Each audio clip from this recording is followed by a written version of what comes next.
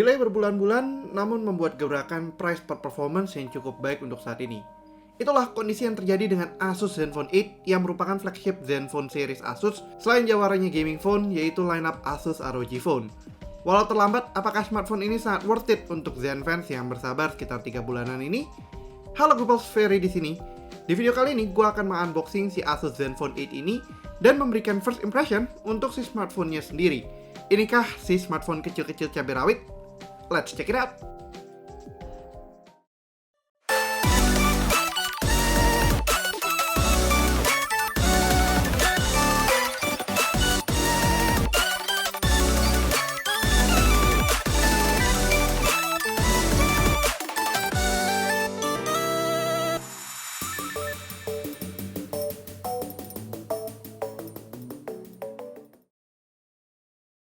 Sebelumnya kita sebenarnya sempat dibantu unboxingnya sama tim Asus di Erafone Megastore Supermall Karawaci. No big deal, karena ini merupakan prosedur standar kalau kita beli di Erafone. Sebelum pembayaran, gue sempat nyentuh sedikit demo unitnya dan wow, this guy is small.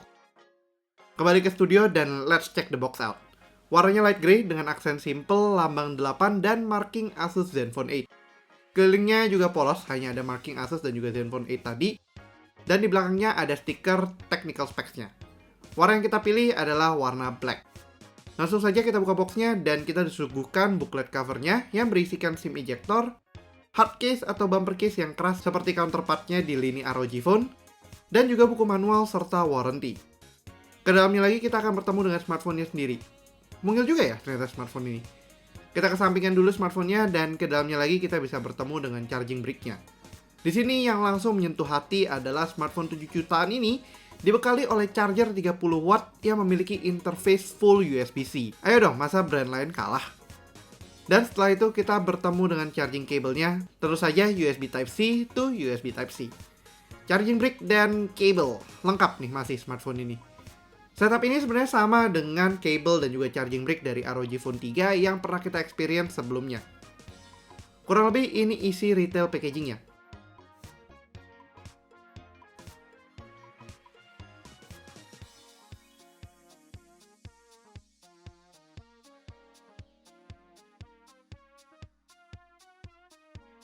Langsung saja kita buka bungkus proteksi Zenfone 8-nya sendiri.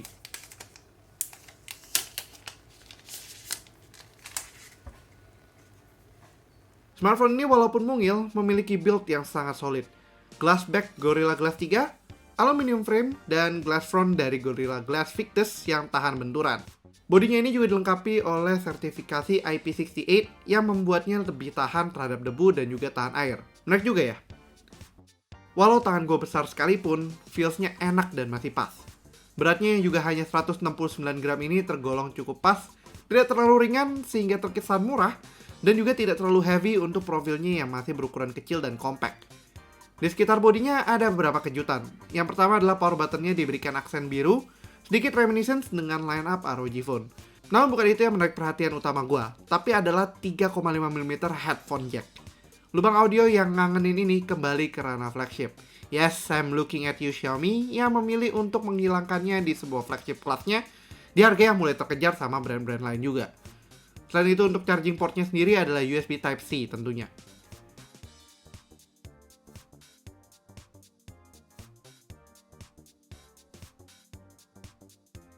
Kita nyalakan dan setup saja si Zenfone 8-nya.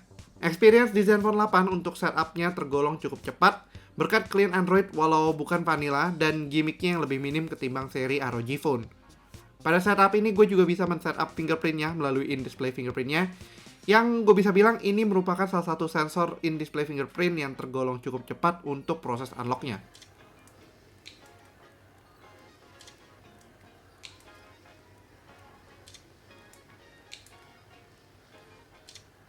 OS yang digunakan merupakan Android 11 dengan skin Zen UI 8. Zen UI bisa jadi merupakan UI paling clean di antara semua kustomisasi skin Android dan tentu saja tanpa iklan. Makin yabai smartphone ini sepertinya. Di soal displaynya, Zenfone 8 juga nggak malu-malu karena displaynya sudah menggunakan panel Super AMOLED dari Samsung dengan ukuran kompak 5,9 inci, refresh rate 120Hz, HDR10+, dan memiliki peak brightness hingga 1100 nits. Sangat disayangkan resolusinya masih Full HD+, akan tetapi ini tidak begitu masalah sebenarnya karena ukurannya yang kecil membuat pikselnya tetap padat dan tajam, kecuali benar-benar pixel picking banget. Ngomongin tentang ketajaman, display ini sangat pas waktu gue coba pertama kali untuk misalnya konten streaming. Nonton VTuber favorit semakin ringan dan tidak perlu takut muka terhantam kalau nonton dengan smartphone ini sambil goleran di kasur. Plus, seperti yang gue bilang tadi, smartphone ini memiliki headphone jack 3,5 mm yang memang jawara multimedia banget. Karena sekarang gue bisa nonton sambil goleran di kasur dan masih pakai headset. Wow, magic 2021. Yang nggak suka pakai headset atau nggak mau pakai headset, well, stereo speakernya juga masih ada. DTS certified juga, namun tidak seperti lineup ROG Phone. Speakernya nggak front facing, dan juga top speakernya agak mungil drivernya dibandingkan bottom fairingnya yang membuatnya agak kurang balance. Many millennia have passed. Is this what your real six has become?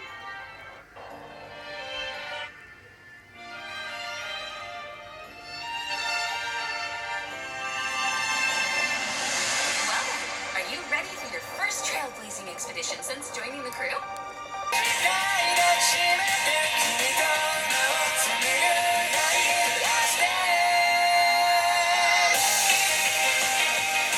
Poggy! Youngest Poggy ko.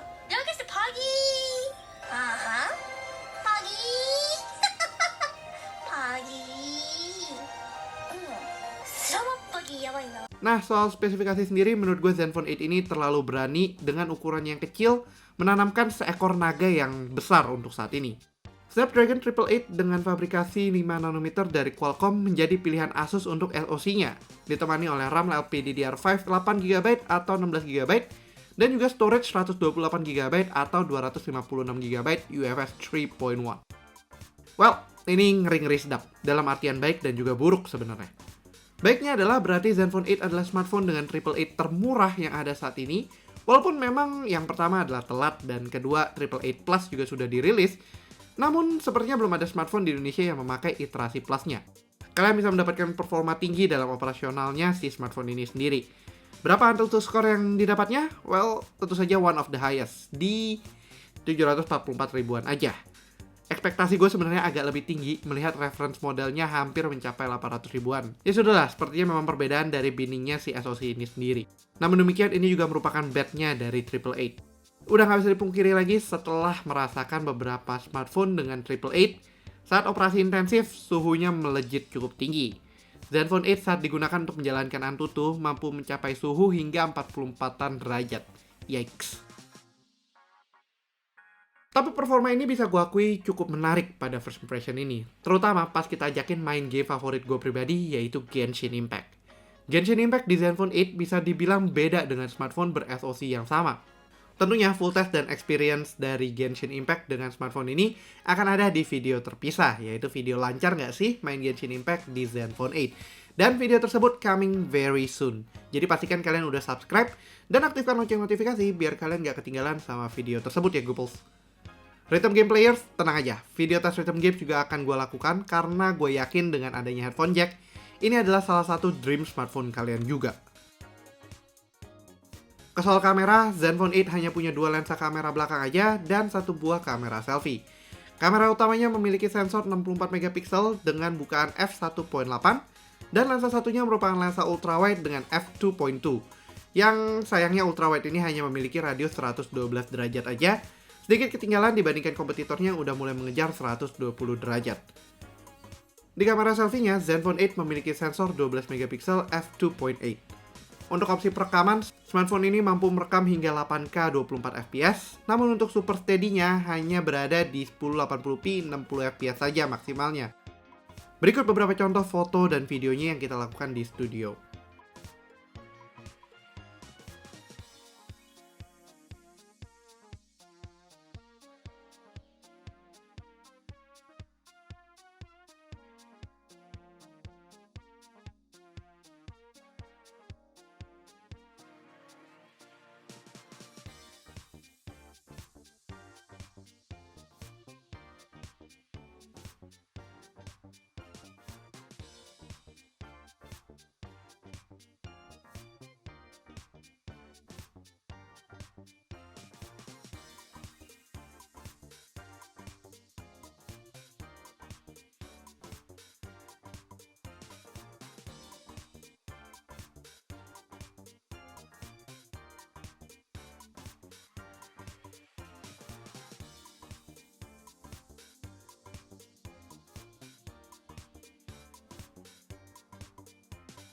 Ke soal baterai, dengan ukuran yang kompak, Asus memberikan Zenfone 8 hanya 4000 mAh saja.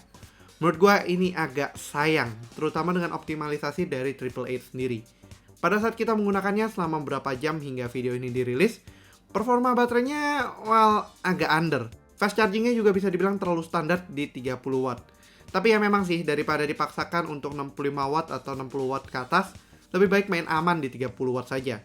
Pengisian baterainya entah kenapa saat kita pakaikan voltmeter hanya berada di 15 watt hingga 20 watt saja, but I guess itu masih sebagai sistem proteksi dari Asus sendiri.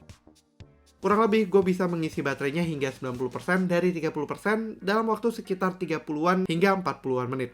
Again, terlalu standar. Tapi yang membuat paket ini menarik, menurut gue pribadi adalah harganya. Harganya di Indonesia adalah 7,999 juta rupiah MSRP, dan harga di Eraphone-nya sendiri juga segitu.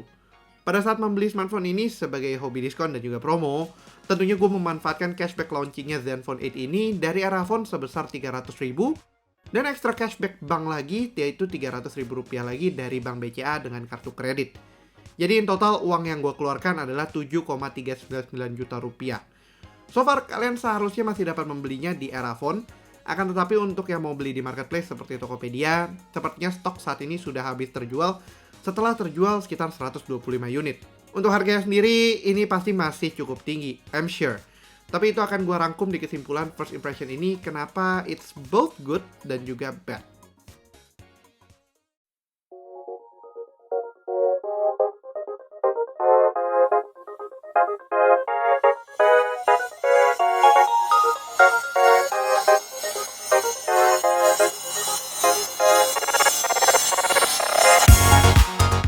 Zenfone 8 yang seharusnya mengandung nama Mini digadang Asus Indonesia sebagai The Incredible Mini. This I kinda agree up until a certain extent. Ukurannya compact, ringan, pas di tangan sebagian besar orang, dan punya performa flagship papan atas. Harganya untuk starting point dengan RAM 8GB dan storage 128GB sendiri cukup berani ditaruh Asus Indonesia di 7 jutaan aja. Selain itu, clean software dan UI yang dipilih oleh Asus untuk kembalinya Zenfone ke Indonesia setelah vakum di seri ke-7 memberi angin segar bagi Zen fans dan juga pengguna yang sedang mencari the next smartphone-nya. Angka 8 kali ini sepertinya memang pembawa hoki untuk Asus. Namun demikian, gue pribadi masih memiliki keberatan yang membuat gue agak sayang dengan smartphone ini. Call me nitpicky, tapi gue sendiri sepertinya sudah terlalu dimanjakan dengan opsi lainnya dari kompetitor. Pertama yang gue kurang srek adalah soal desainnya sendiri. Zenfone 8 mengusung desain yang cukup polos dan biasa aja. Padahal smartphone ini merupakan smartphone flagship jagoannya Asus sendiri. Zenfone 6 dan 7 mengambil desain yang berani dengan membawa standar kamera flip ke line-up mainstream smartphone. Namun khusus untuk 8, Asus membaginya dengan versi flip terpisah yang sayangnya juga nggak masuk Indonesia. Untungnya tentu saja ini ketolong dengan spesifikasi yang cukup berani. Tapi spesifikasi ini juga yang membuat gue menyayangkan opsi yang tersedia saat ini. Keterlambatan Asus Indonesia membuat Zenfone 8 sedikit out of date karena hadirnya smartphone dengan Snap 870 yang lebih murah dan punya performa setara dan sedikit lebih baik di segi performa thermal. Selain itu, Triple 8 Plus juga sudah dirilis sehingga ada flagship di atas flagship lagi. Soal baterai dan chargingnya juga sebenarnya ada sedikit ekstra that is left to be desired yang terlewat di sini, seperti misalnya kapasitas baterai yang lebih tinggi di 5000 mAh dan fast charging 60 watt ke atas. Terakhir adalah soal opsi storage dan harganya. Tanpa adanya middle gap, kejadian seperti ROG Phone terulang di sini, di mana Asus mengeluarkan versi terkecil 8GB RAM dengan storage 128GB di harga 7 jutaan. Akan tetapi yang ingin punya storage lebih besar sedikit, versi 256GB-nya dipasangkan dengan RAM overkill 16GB yang membuat harganya melejit hingga 11 jutaan rupiah. Middle gap seperti RAM 12GB dengan storage 256GB dan dibanderol dengan harga yang berada di antaranya, gua rasa akan menjadi pilihan yang lebih tepat bagi beberapa target audiens Asus sendiri. Namun demikian, smartphone ini bukannya jelek. Gua pribadi juga mengalami cinta pada pandangan pertama berkat ukurannya yang compact dengan performa yang sangat berani. Ekstra flagship smartphone sekunder untuk keperluan mendadak. Harganya yang 7 jutaan ini juga sangat not bad sebagai smartphone dengan SoC Snapdragon 888. Zenfone 8 sendiri bisa dibilang adalah merupakan sebuah surat cinta untuk general user dan Zen fans yang sudah longing untuk memiliki smartphone flagship yang lengkap tanpa harus menghancurkan dompet mereka. Namun, tentu saja bisa jadi pilihan dari Asus ini bukan untuk semua orang, Terutama untuk yang nitpicky soal kekurangannya tadi seperti yang gue sudah state sebelumnya. Oke lah, sekian dulu untuk video kali ini. Kalau kalian suka videonya, jangan lupa untuk berikan like, share, dan tentunya yang belum subscribe bisa langsung klik tombol subscribe dan aktifkan lonceng notifikasi biar kalian gak ketinggalan sama video kita berikutnya. Yang punya pertanyaan juga jangan ragu-ragu untuk tulis pertanyaan kalian di kolom komentar di bawah Googles. Jangan lupa juga untuk follow sosial media kita di TikTok, Instagram, Twitter, dan juga Facebook dengan handle-nya @wigwicom dan gue pribadi di @fsp+. Thanks for watching and as always, stay safe, stay healthy, and have a nice day. Ferry dan Zenfone 8 signing out. Bye-bye.